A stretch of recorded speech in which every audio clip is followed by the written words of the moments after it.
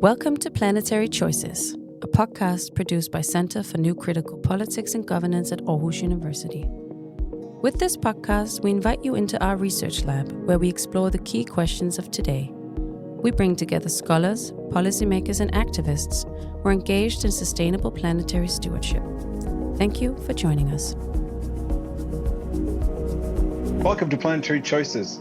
Today, James and I are pleased to have Amanda Janoo with us, who is the Economics and Policy Lead for the Wellbeing Economy Alliance, a global collaboration of organizations, movements, and individuals committed to transforming the economic system to prioritize human and ecological well-being over mere financial growth. She's also a fellow at New America. And with a master's degree from Cambridge University, Amanda Janoo has over a decade of experience working with governments and international development institutions around the world, including the United Nations and the African Development Bank. Her work is to create just and sustainable economies through global-oriented and participatory policy design processes. Amanda, it's great to have you at Planetary Choices. Oh, thank you so much for having me. It's a privilege. It's great. I'm looking forward to this, and so is James. Could you tell us about your background a little bit?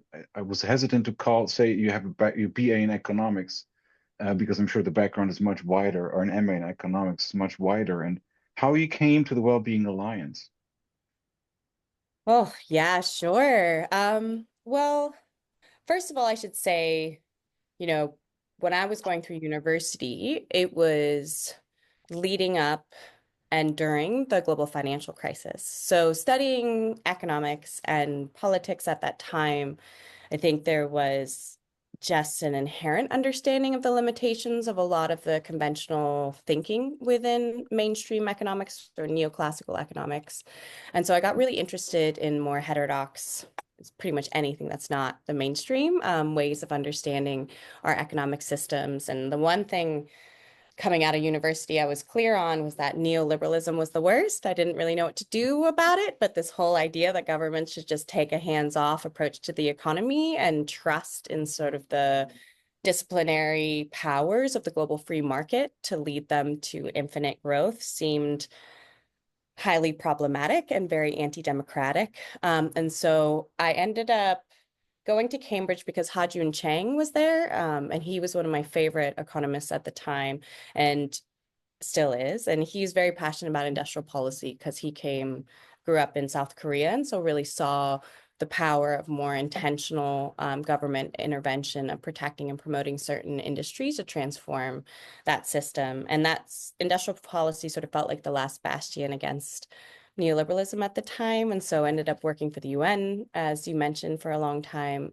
supporting governments to co-create their own industrial strategies. And a big part of that process was starting by asking them what they were really wanting to achieve with that economic strategy. And that question was so important because it gave you a sense of their development goals, which were different in different places. For some countries, it was inequality reduction. For some, it was peace. For others, it was resiliency. And the goals we set really matter as they determine what types of economic activities we want to protect and promote and which ones we want to sunset or decline.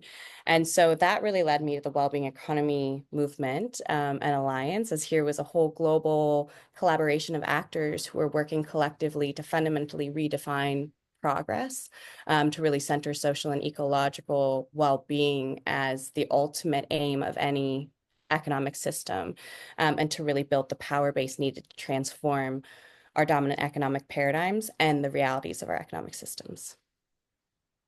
So would you say that these words would also describe the core values of the Wellbeing Alliance, or what is it? How would you say it in a couple of sentences? So one of the core values for WEAll was actually developed by one of our founding members and trustees, Pedro Turok, who is from Argentina, and it's the principle of togetherness over agreement. And so a lot of it was, I don't know if you've all spent much time in the economic system change space, but we have a lot of very brilliant, but quite big personalities. And so there can be a lot of fragmentation and ideological competition between different schools of thought, frameworks, theories of change. And in after the financial crisis, there was this incredible opening of opportunity where a lot of the conventional wisdom in economics was being challenged, and there was a desire and a yearning for different understandings of not only how the economy functions, but how we can meaningfully transform it. And so we all emerged as a coming together of quite a number of prominent thinkers in the field who recognized what was needed was not a think tank, but really a movement building organization, something that could connect not only a broad base of different actors within the new economy, quote unquote, field, but also a much broader range of allies and organizations and networks that recognized the need to move upstream to stop putting just band-aids on the symptoms of this economic system, whether that's in climate or inequality or mental health, et cetera, and to really think about how we can get the economic system to do more of the heavy lifting in terms of delivering on a more just and regenerative world. It sounds like there's a lot of pluralism in your membership, just as you're supporting an economy that should be much more plural in its structure. I was going to ask you, who are some of your key partners in this membership? Yes, absolutely. You're definitely right, James. Pluralism is definitely one of the founding principles of this. And I would say at this point, our membership is pretty huge. There are like thousands of different organizations. We have an alliance of 7 different governments. We have a variety of different businesses and lots of individual like activists, and as well as a lot of really leading academics, right? So we can think of, we have ambassadors who are like Kate Rayworth and Jason Hickel and Bob Costanza and, people who are coming from a variety of different, schools of thought who believe, I guess, in this overall mission of system change. It's impressive. It's an impressive organization when you can spend hours just browsing the website and reading and trying to understand the complexity of it. It's really impressive. And I would like to ask you whether something that connects you is that you look at Earth as a regenerative system, and so whichever schools of thought you may have, that this is kind of a common meeting point. Am I right? Birth as a regenerative system? Earth, What do you yeah, our planet Earth. Yes, absolutely. Yes, I think one of the core principles is the importance of connection and of right relationships between people and nature. And I think a lot of the harms that are created within our current economic system is, one, to present it as some sort of natural system that is totally devoid from any actual natural logic, right? So the idea that we can continue growing and continuously producing and consuming forever. I remember I think it was maybe at the EU Beyond Growth conference, Kate Rayworth was mentioning how a lot of our fixation on growth comes from our fear of death. And so a failure to accept and honor the natural rhythms of any natural cycle in many ways is what leads us to have a really destructive economic system that is oriented towards perpetual growth. And yeah, that makes a lot of sense, that this is something that unites all of you. And I was wondering how you then, on an organizational level, when you have local hubs, national chapters, these great individuals, these, let's call them big thinkers, or big public intellectuals, even policymakers, they're so influential. And organizations, how does that hold together? How can you find the co-evolving system? Or how do you do this? I'll be honest with you, it is a real challenge, right? And I wouldn't say that we have figured out all of the answers for this, because one of the important things to emphasize is that when we talk about a well-being economy, we're really talking about well-being economies. So the way that I at least define an economy is as the way we produce and provide for one another.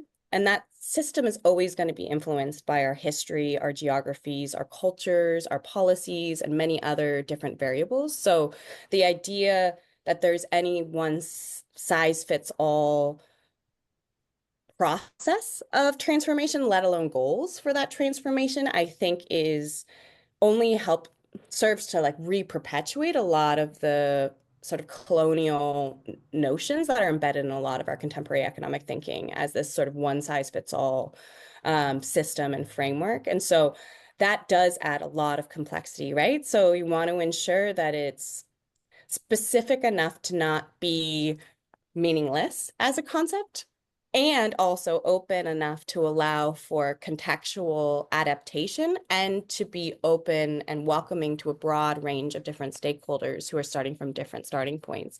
And I think that is one of the real challenges we face, is that tension, right? Between how much do we define this so that it's very clear what it is versus how much do we keep it open so that it can be inclusive, pluralist, and contextual. Okay, but I also think that if you actually manage to keep contradictions and contestations, disagreements within your, on a maybe not always friendly note, but at least, among friendly, let's say, general outlook with each other. I mean, that's great. It's like a democracy. You have your own criticism and your own reflection built in. I find it maybe more sustainable than a nicely, worked out, neatly described ideology to which everybody bows. I appreciate that. I'm going to bring that back to the team. I know that you have an avid interest in economic policy, and which is one of the facets, of course, of WEAll. So I wanted to ask you about the policy design course and the organizations that have joined it, and what do you see as some of the accomplishments that the policy design course has achieved at this point? Yes. So I was hired in 2020. Actually, I started in March 2020 with WEAll, the best and worst of times, perhaps, to join any organization right at the beginning of the pandemic. And I was hired to help them develop a just transition guide. And I was looking around and I felt like there were a lot of actually guides around the just transition, but what seemed, from my experience, to be missing was really, there's no lack of people telling policymakers what to do, but there's very few people helping them to figure out how to do it. And so a lot of this was, how do we bring together our, again, diverse membership to go through a participatory process of really gaining insights on what tools, examples, and resources and tips are out there for a process of really redefining progress away from economic growth, social and ecological well-being, to then use participatory processes to identify which economic activities you really want to support or decline to support that transformation, to consider different forms of policy implementation, of budgeting, of evaluation that can help you to continuously learn and adapt on that journey towards those longer goals. And this was definitely inspired by the Wellbeing Economy Governments Partnership, which currently is comprised of New Zealand, Finland, Scotland, Wales, Canada, and I feel like I'm missing one. Iceland. Yes, Iceland. They just held the WEGO Summit, actually. And so all of those governments are in an informal sort of learning group to support one another, as they've all developed alternative indicators of progress. But most governments then get stuck there, as there tends to be sort of, you throw all of these social, environmental, and economic indicators into a soup somewhere, and then it's really hard to make sense of them because we're treating them as commensurate, when the reality is that the economy is just a part of our society within a larger ecosystem. And so much of this is around, how do you actually downgrade the economy and disaggregate it so that we can get a better understanding of what type of economic design is really going to be aligned with our longer term goals, and then what kind of governance system can allow us to maintain consistency towards those longer term goals in a way whilst abiding to democratic principles, right? And so that's a lot of the sort of tricky thing that I've always been interested in exploring as well within this work. And so coming out of that, Marguerite Freeling, who's now our knowledge lead, was working for the New Zealand government a lot on their development of their national performance framework, and had been consulting with the OECD, and So came on board because she was really passionate about trying to transform this into an online training sort of course to allow for it to be used by much wider range of policymakers. And so I had connected with Jacob from Zoe. Do you know them? The Future Fit Economies. It's like a think tank in Germany, but works a lot at the EU level. So we had created a policymakers network, and Marguerite began to engage folks within that network. And then we also collaborated with the Donut Economics Action Lab to really co-create this online training course. And I must be honest that unfortunately, I cannot give you the latest stats. Marguerite would know this of how many people have actually visited the site, but I remember seeing it's definitely thousands. Yeah, so it's really gotten a lot of engagement and incredible feedback. And so something like everything else, we're constantly trying to iterate and evolve, but it seems to be really meeting a need for policymakers and communities to feel like this type of economic system change is not only possible, but already on its way. Who are these people that take your courses? So, and I mean, I think that there are quite a number of, civil servants, people who work within government agencies, but also a lot of community members, organizations who are really interested in understanding what are sort of the practical processes that they can take within their own communities to advance a lot of these transformations. So, for example, after we developed the policy design guide, we did a pilot in 4 different communities, local communities in some of our different hubs or like WEAll countries. And so one of them was in Scotland. I'm going to name this because it's a really incredible example of where they had just passed a law that was related to the rights of children. And so there was a community that was like historically disadvantaged, like more poor, yeah, and they went through a process of engaging young people and children to do this process of visioning through communication, but also drawing and other play-based kind of visioning activities, and then to really think about, okay, what are the major priorities for this community? And they identified the need for closer access to goods and services. So the fact that people had to go really far away to get the things that they needed, a need for greater social trust and connection, as they saw a lot of like crime and drug use and, other types of things, and the need for more play for adults and children, so more time. And so one of their first suggestions was to have a Christmas festival because they felt like that would help to support local businesses, create spaces for more social connection, and create opportunities more fun and engagement between people and children. And it's just amazing to recognize that like children are natural systems thinkers, and when taken through this process can identify really upstream types of ways of thinking about what's needed for the holistic well-being of community. And so for me, that's an incredible example of challenging a lot of the paternalistic nature of policy, where often we are hesitant to engage people because we feel like we know better, or fearful that if we engage them, they'll want things that we can't afford or whatever. And so by definition, engaging children illustrates that a paternalistic approach is really not necessary in this day and age. Could you give us some examples of the specific economic policies that you are pursuing? Yes. So there's a variety that I look at as some international sort of like best practice. I think one I often talk about from really a holistic governance reform perspective is WEAll's Future Generations Act. So WEAll's went through a process of asking their citizens, what kind of WEALls do you want to leave for your children and grandchildren?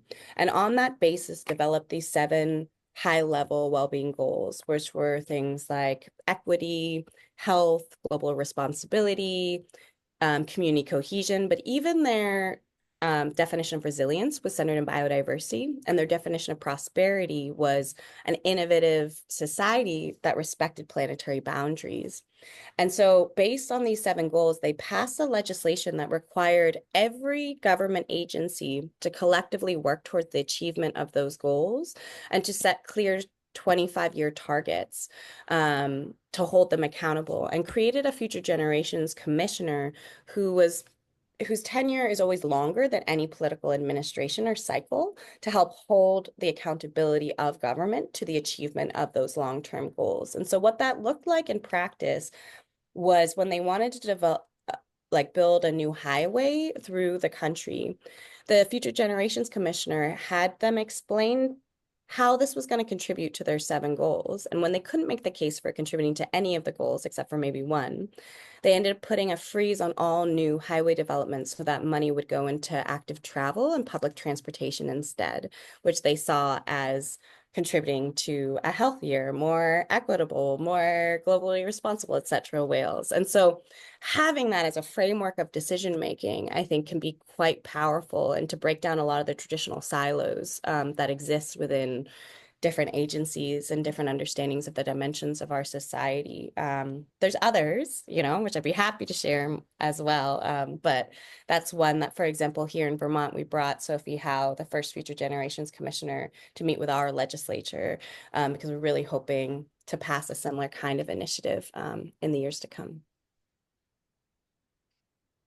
That's terrific. I'm sort of still in my head. I'm playing with the formulation that you had, that you're not a think tank, but more a movement,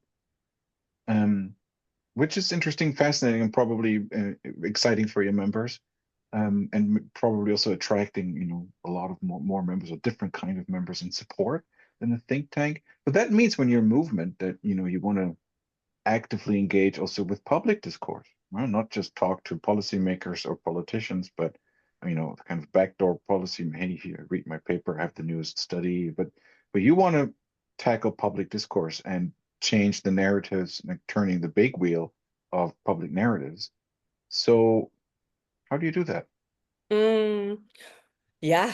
Well, and I should say, my role as the economics and policy lead has always been in the more nerdy aspects of this, similarly Marguerite, right? And so I should explain our theory of change in WEAll. It's presented as a tree, and the top of it is really around building the power base, the mass movement that is needed for economic systems change. And to do that by amplifying, connecting, and convening a wide range of actors in the space, and to feed that movement through new narratives, which move us beyond critique of the current system to really centering hopeful alternatives, and to feed it with knowledge. So that's sort of the root. But we focus a lot on the democratization of that knowledge. So how do we demystify the economy? How do we synthesize the wide range of initiatives, examples, or approaches that are being used to advance this? So practically, for example, when I started WEAll, I focused a lot, I focused a lot on bringing our membership together, so academics or other practitioners, to co-create briefing papers, which started with the vision, right? Let's say if it's around food or zero waste, or, depending on the topic that they were really interested in, health, what is the vision in a well-being economy of what we really want? A food system that ensures everybody has access to nutritious food that is grown in a regenerative way, et cetera. And what is before moving to what our current system looks like and how it's not aligned, and then really showcasing the exciting sort of examples and solutions that are out there to illustrate that movement towards that vision is possible. And one of the things I really struggled with, I realized, was often getting academics to just do high-level synthesis is challenging because they're specialized in a very specific area of knowledge and with specific focus areas. So I actually ended up getting a lot of students to support with this process of that broader base sort of synthesis. And one of the things that they commented on was that it required a totally different methodological approach than they had been taught in school.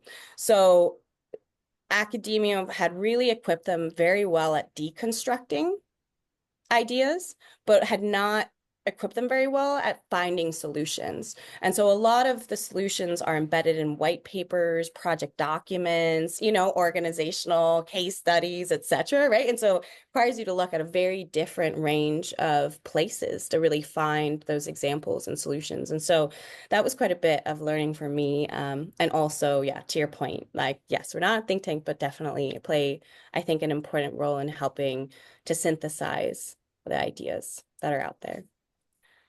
So I imagine this raises the questions of whose knowledge counts, who Yes. benefits, Yes. and who decides in the management of the direction of well-being. Mm-hmm. And Yeah. how do you manage that?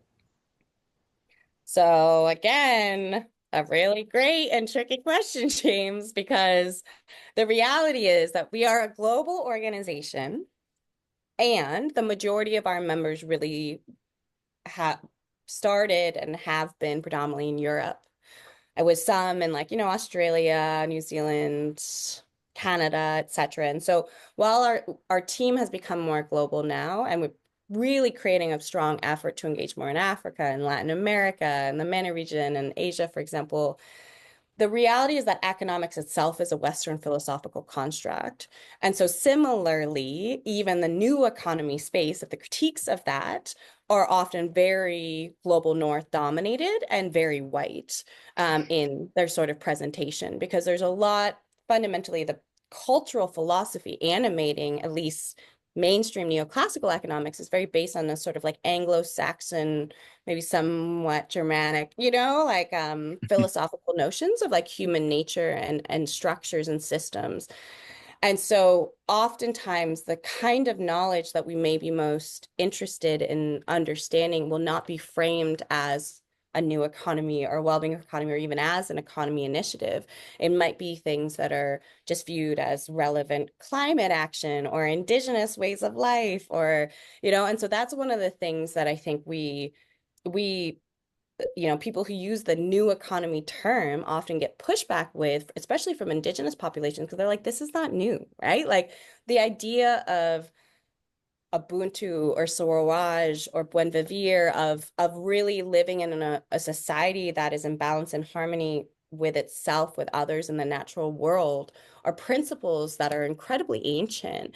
It's just that we're now trying to reconcile those with an economy that has created so much dislocation and damage and perpetuation of global inequalities and injustice. So that is not an answer, right? Like that is to just, emphasize the legitimacy of that question, because I think it is something that we wrestle with a lot and are constantly trying to navigate.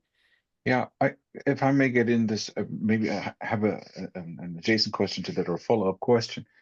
The list of countries that you mentioned where you have kind of a breakthrough, a policy breakthrough, these are all Western countries, small Western countries. Why? Why is that the case? Scotland, Wales, Iceland, New Zealand, these are all relatively small, progressive liberal economies. And then again, I was brought back to the concept of well-being, which has so much potential, at least in being globally, as being like a plug and play global concept. Is there any other country or political economy that is close and plugging into that? I don't know.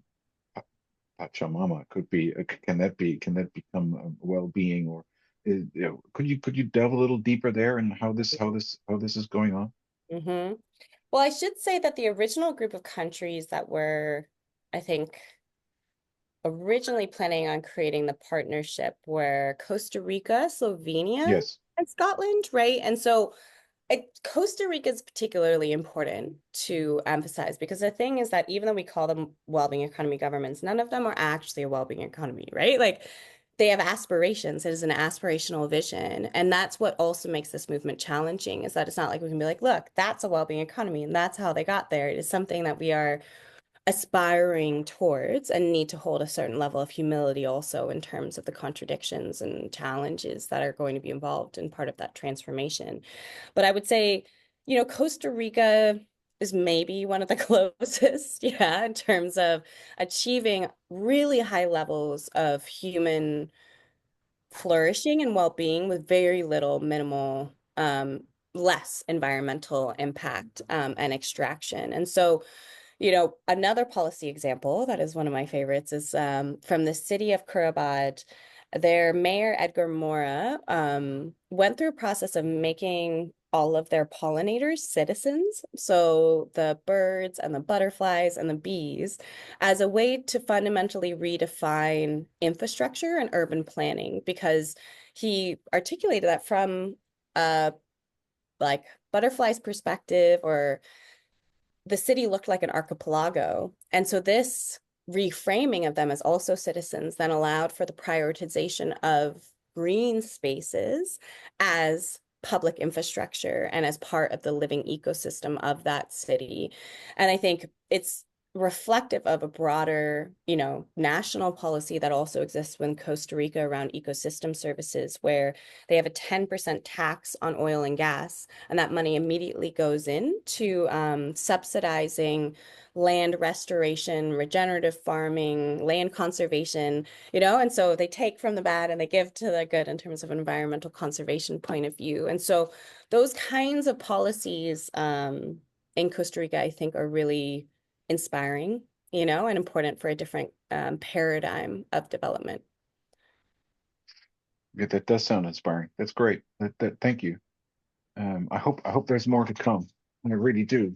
I have another question, which is related to resources or the commons, and how you feature those into the way you think about policies and the way you think about governance. So do you think that this kind of a more regenerative or redistributive approach to resources isn't, you know, needs to involve new forms of governance as well?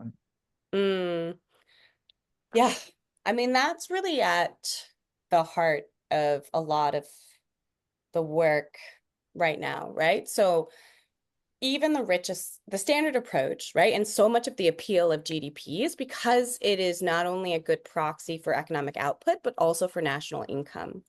So the thing is that because it's a proxy for national income, governments have largely gone on board with just prioritizing that indicator above all others, because the idea is let's just grow as quickly as possible, and then we can take some of that wealth through taxes to fix any of the damages that were done to people and planet in the process. But the issue is that even the richest countries in the world now, because of the increasing severity and frequency of the environmental, social, political, cultural, like name it, crises we're facing, are realizing that they just can't afford this approach anymore. And so we're really going to need to move upstream, think about how to get the economic system to deliver more on those goals themselves, and to really reimagine fundamentally the social welfare state. So how do we ensure that everybody's fundamental needs are met and produced sufficiently, but in ways that are in harmony and in line with the real, like the needs of all life on this planet, not just humans' existence. And so when I think about policy, I often, there's like, I will outline a certain taxonomy for folks, right? To recognize that there is no silver bullet. And so if you want to change behavior, and that's really the fundamental purpose of policy, is to shift collective behavior in line with some sort of national or community goal. You can do it in a variety of ways. You can do it through a regulation, right? Like just straight up requiring or banning people from doing certain things. You can incentivize certain behavior by giving them, you know, like subsidies, or you can make that behavior, you can discourage it, for example, through taxes or other types of disincentives. You can use information like a buy local campaign or trainings, or, you know, these sort of things. But the major or you can also do public ownership, right? Where the government itself is the producer or provider of those goods. But the other option that is almost never considered is the commons, of the government just actually getting out of the way. Yeah, allowing community itself to govern or manage certain resources. And so I'm particularly passionate about the commons, although often we don't use, I think the commons as a framing is more UK, like sort of centered in its language sometimes, but I grew up in a small rural town. And so much of our governance was done through a participatory process. Like at our town meeting, we didn't have a municipal government. We just had people come together and discuss and debate how much is going to go to the roads or the schools. And my mom grew up in a small fishing town in Maine, with all of my like cousins and uncles and grandfather and stuff being fishermen.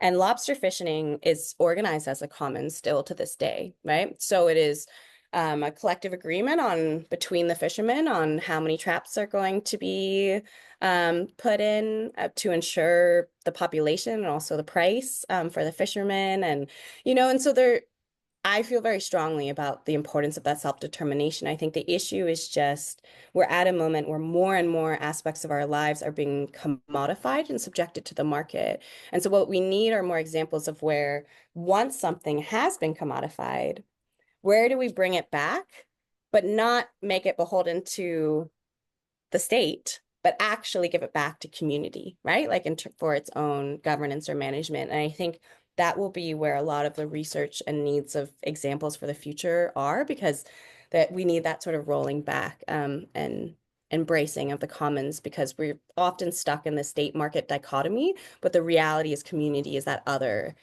aspect, and we need an appropriate balance between those three dimensions to ensure broad-based prosperity. Yeah, my own background is in the commons. However, I got to a point where I realized that without data, you really can't improve things.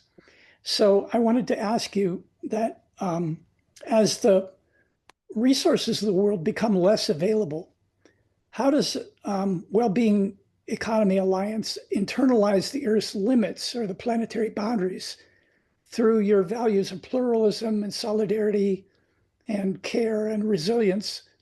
How are you turning those values into evidence-based indicators? Mm-hmm.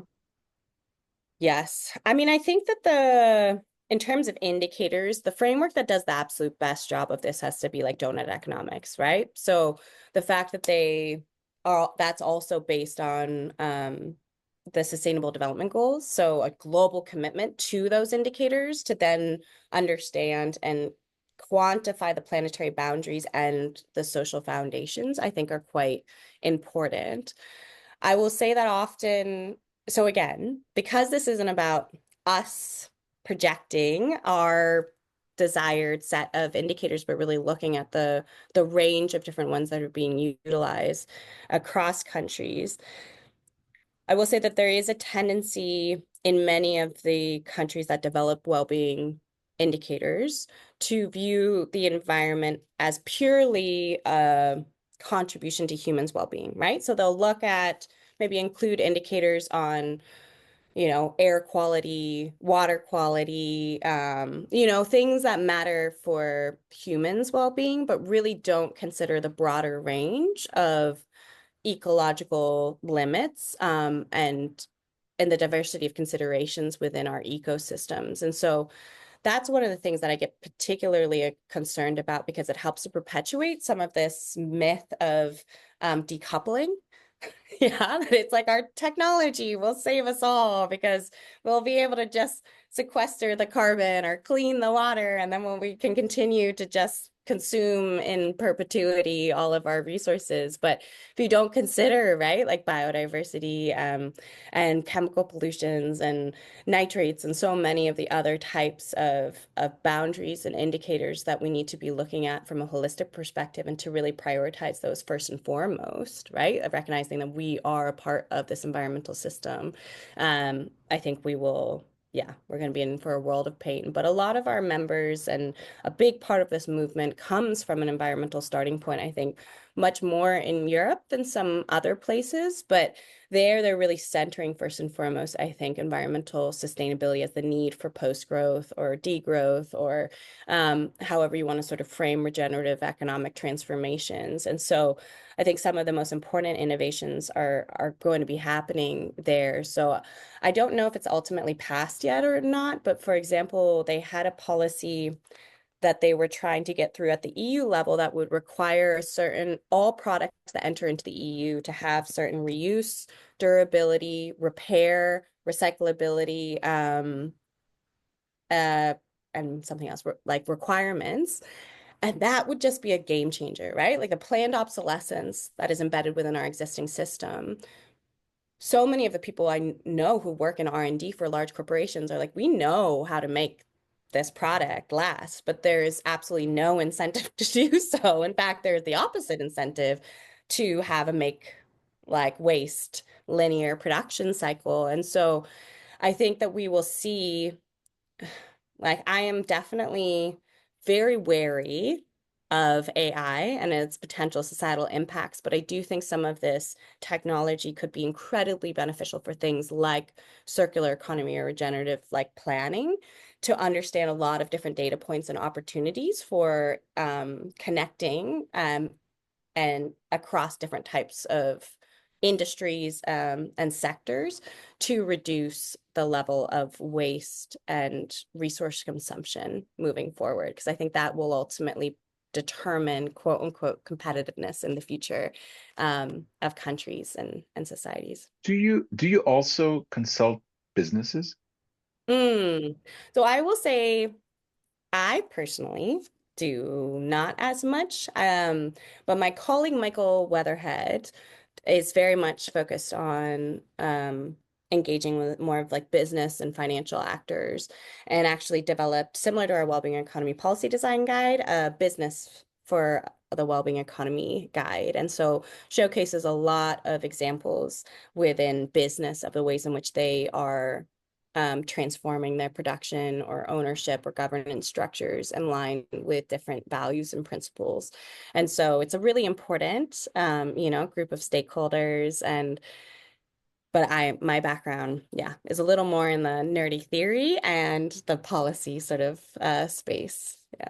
What are some of the basic changes that societies could undertake in policy or finance or governance that would advance well-being? Oh, that's a really big question, James. You know, so I think that honestly, the longer that I spend thinking about our global economic system, the more I am convinced that is actually the financial system, which is really at the heart of so much of the growth imperative and the issues. And so I was speaking with one of our members, Tarak, who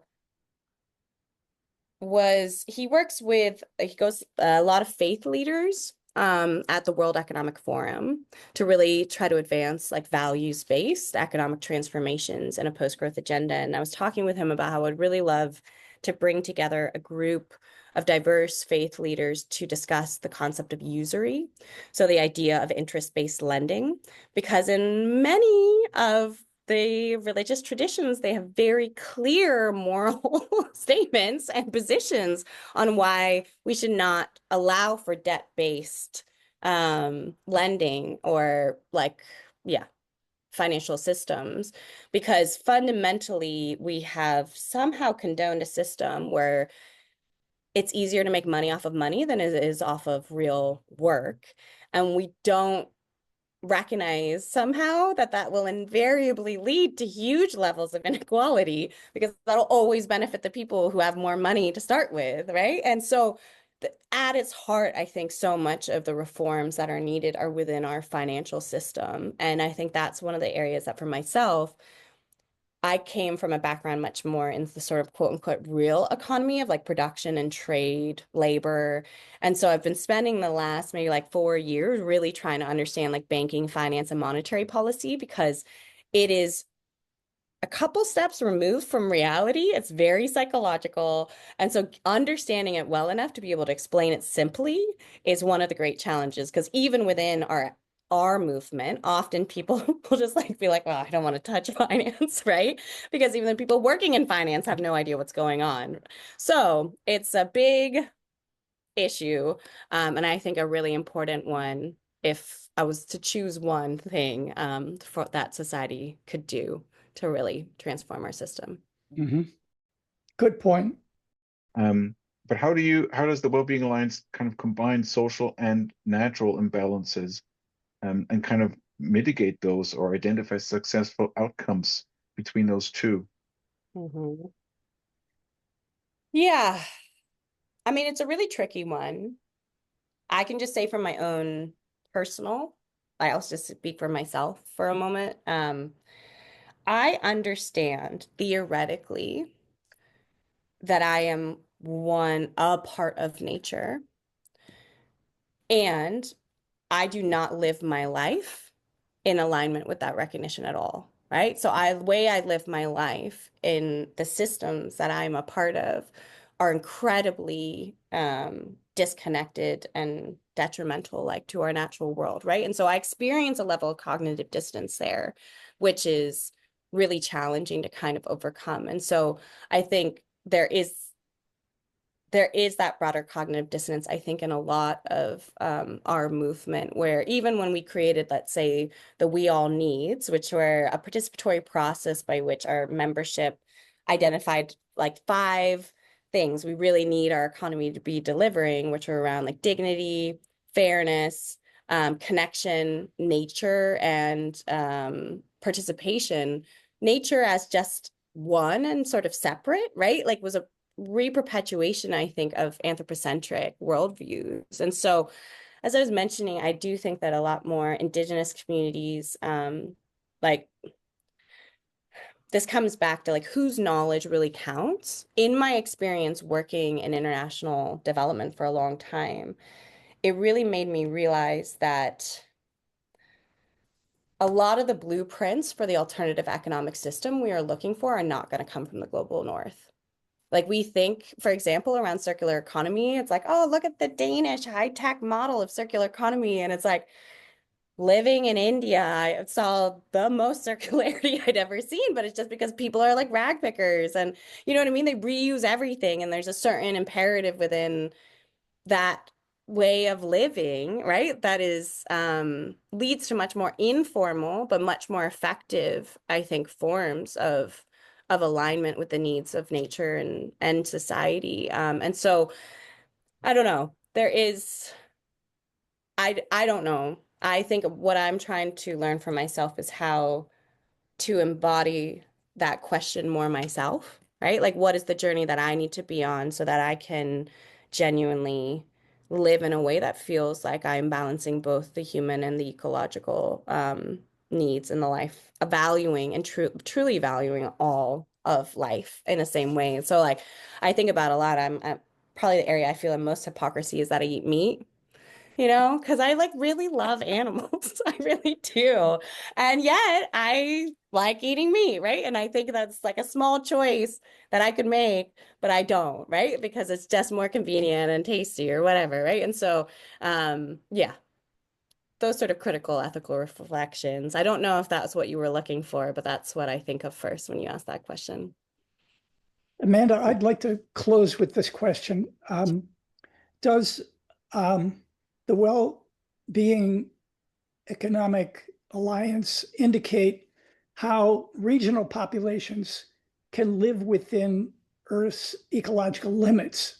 And what data do you use to show the differences between the planet's resource capacity and its consumption?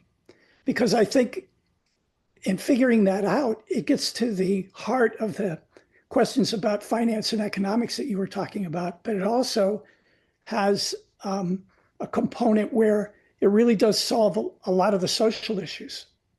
Yes. So again, I will say that because we are a membership-based organization, right? And so more of a movement-based organization, we have a number of different members that focus specifically, I think, on this question. So there's like an organization called Population Balance or and others. I will say personally, I'm very wary of ever getting into the population discussion. Yeah, because I feel like it historically has often come with some eugenicsy implications of which populations should exist or not, right? And also often when it's happening at a global level perspective, it tends to focus on, you know, populations with high birthing rates, which are in, Africa or Asia, when the reality is that the United States is the one that is consuming, like we have 8 Earths, right? But that's not the population that's often focused on. And so there's certain like racial dynamics, but maybe even a more core point. I think so much of what has animated our current economic system is this belief that we're all inherently selfish, materialistic individuals. And I think we've designed a system that encourages and rewards that type of behavior, but I don't think that that is inherently true.